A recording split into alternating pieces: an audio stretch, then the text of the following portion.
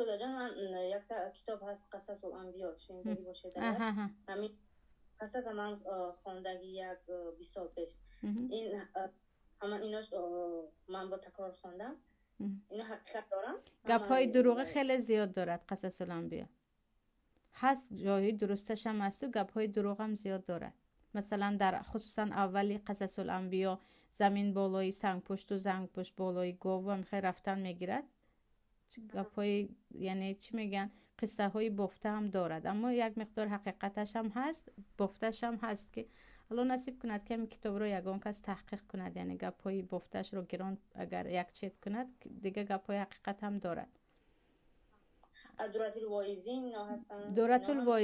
دورت الوایزین تمام من روایت های ضعیف کتی است به من خواهر فرستادم من راستی گپ نخوان بودم تا خواهر فرستادن دیدم که گپ های اون هم حدیث های بافته است این رو کنی اینقدر ثواب اون رو کنی اونقدر ثواب اکثریتش دروغ است و خواهر در صحیح بخاری هست با کدام کارها چقدر ثواب میگیرید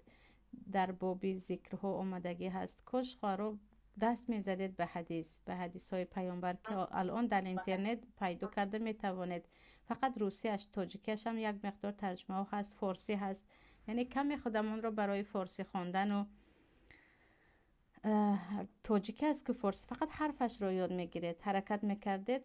با فارسی خیلی کتاب های صحیح زیاد است که به تاجیکی هم به کریلی و سریلی هم نوشتن و خدمت کردن رو الان نصیب کند که تا جای میدونم بعضی برادر رو از پیش هستن